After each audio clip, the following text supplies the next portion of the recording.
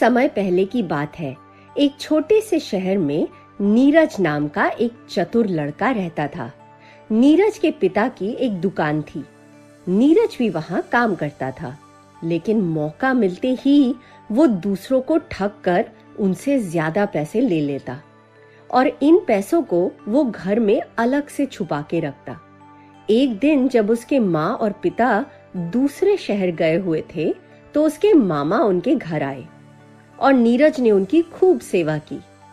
मामा ने घर से जाते हुए कहा, मुझे तुम पर बहुत गर्व है बेटा, मैं तुम्हें तुम्हारी सेवा का इनाम देना चाहता हूं।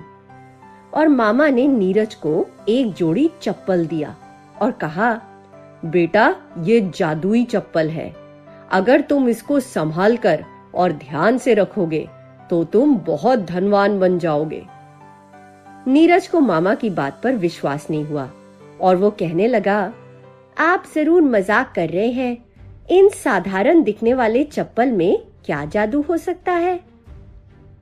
तो इस बात पर मामा मुस्कुराने लगे और कहने लगे, देखो नीरज, मैं अभी तुम्हें इन जादुई चप्पल से जादू करके दिखाता हूं। मामा ने वो चप्पल पहन लिए और एक बार कूदे।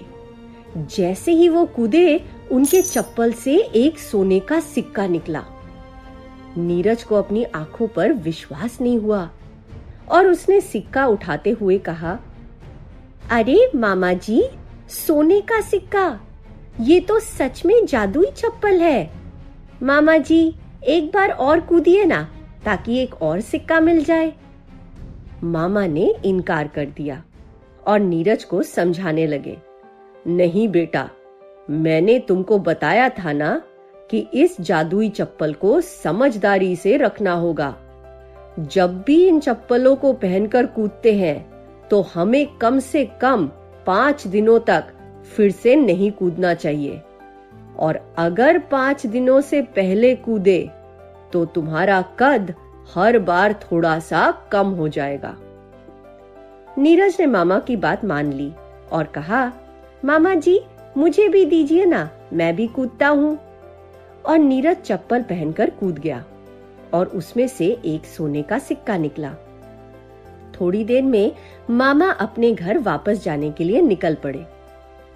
इधर नीरज चप्पल मिलने की खुशी में पूरी रात सो न सका और उसने आधी रात को सोचा, जब मम्मी पापा घर वापस आएंगे तो मैं कुछ और सिक्कों के साथ उन्हें चौंका दूंगा। लंबे होने के लिए तो मेरी पूरी की पूरी जिंदगी पड़ी हुई है। और नीरज ने जादुई चप्पल निकाली और पहनकर कूदना शुरू कर दिया। एक के बाद एक सिक्के निकलने लगे। देखते ही देखते सिक्कों का ढेर लग गया। घंटों बाद नीरज ने सोचा, चलो अब काफी थक गए और सिक्के भी बहुत हो गए, अब सो जाता हूं। लेकिन जैसे ही उसने बिस्तर की तरफ देखा तो वो हैरान रह गया। ये क्या, बिस्तर तो उससे कहीं ऊपर था और वो बिस्तर तक पहुंच ही नहीं पा रहा था। नीरज को समझ में आया कि उसका कद अब बहुत ही ज्यादा छोटा हो गया है। नीरज रोने लगा, पर अब बहुत देर हो चुकी थी। दूसरे दिन उसके माता पिता वापस आए तो उन्हें घर में सोने के सिक्कों का ढेर दिखा। हैरान होकर वो नीरज को आवाज लगाने लगे। कमरे के एक कोने से नीरज की आवाज सुनाई दी और उसकी माँ ने नीरज को अपनी हथेली पर उठा लिया। नीरज ने अपनी माँ को सारी बात बताई और सुनकर वो तुरंत अपने भाई के घर पहुंची और बोली, भैया, ये क्या हो गया है मेरे बच्चे को, इसे किसी तरह से ठीक कर दीजिए।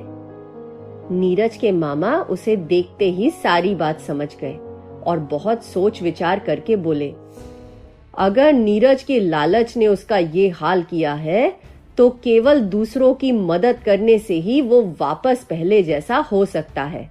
जाओ, सारे सोने के सिक्के गरीबों में बांट दो, और अगर तुम्हारे पास और भी कोई लालच का धन है तो उसे भी बांट दो, तभी नीरज ठीक हो पाएगा। नीरज ने घर आकर दुकान से ठग कर कमाए हुए पैसे भी अपने माँ बाप को दिखाए।